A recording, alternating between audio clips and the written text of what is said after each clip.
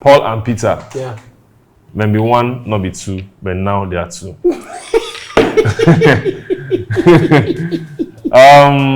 But looking at Psquare as a brand, is there still hope? Let's just say they decide tomorrow to say, oh, let's just come back again and and do stuff. Is there still, do they still hold any appeal? I mean, it's for them. Like, you can dream it. It doesn't mean it's going to work, right? So here's the thing. Psquare, the last album they dropped was Double Trouble. That was 2015. Yeah. Even at them, there were hits on the song. About 3 or 4 hits from the album. Yeah, there were 3 or 4 hits from the album.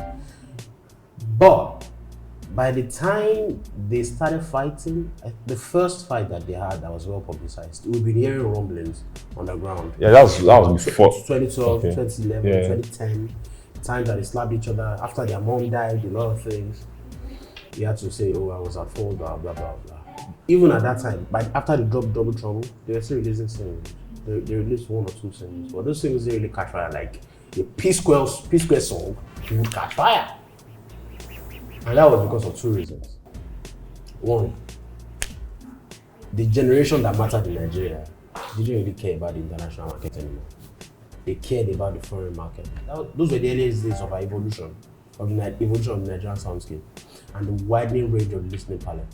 One of them has been having good songs. He's had 2 or 3 songs that have been really big. So if Psquare were to come back right now, could they really do so? Could they come back? Yes, they could.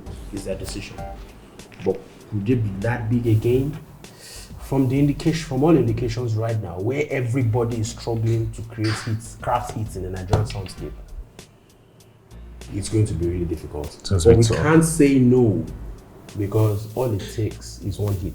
Yeah. And one thing that Psquare has in the Nigerian soundscape, or in the African mainstream as a whole continent, is a ridiculous fan base. It is huge. However, the problem with that fan base is this. Will that fan base only count? There's a thing as a fan base only counting for touring and not counting for numbers and successful songs and hits. Psquare will always sell in terms of fan base. But then, will that fan base count when they want to actually sell singles? Nobody knows. Okay, so now that, if we talked about the future, if what will happen in the future if they come back and let's assume that for now they're not back. They're doing their separate thing. Rudeboy, Mr.P. Yes. How would you rate their individual careers? Rudeboy is killing Mr.P. And that's not a shit to Mr.P because Mr.P has also been releasing good music. But it's a thing of the kind of music. Rudeboy understands. His music shows that he understands the soundscape and what the listeners want more than Mr.P does. Let's look at it this way. The music they've been releasing showcases their strength, their respective strengths as artists and creatives.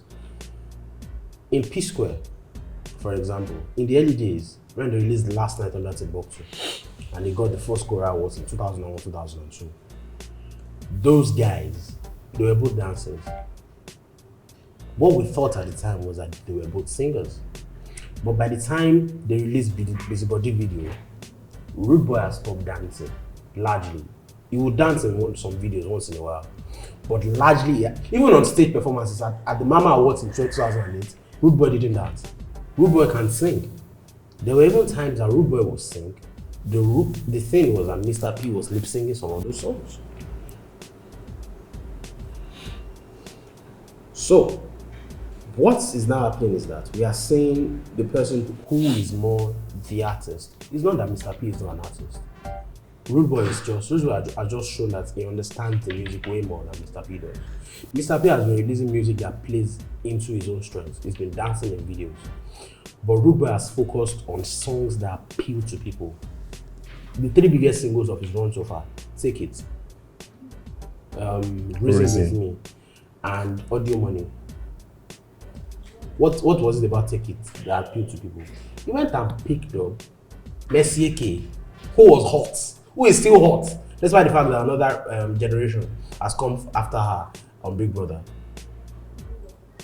A simple that video alone, the week that video came out, Messi was trending because our fanbase on Twitter were talking about it.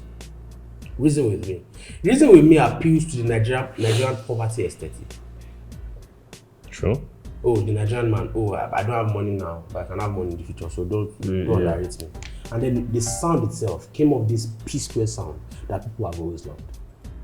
Audio money is a pop culture reference. When someone can just come into this room and say audio money, you know what audio money means. But Mr. P, on the other hand, they release a song with Niniola. The songs are not bad, but are just not resonant enough. Nothing is giving them the staying power. So who is winning?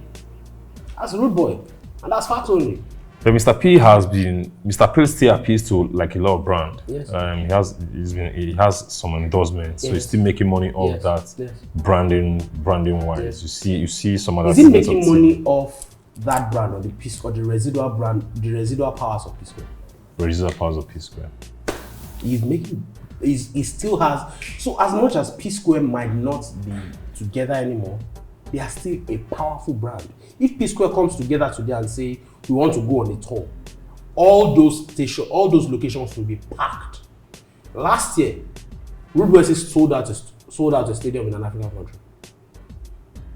When he was performing Rudeboy, the place went crazy. Imagine if the two of them were to come together.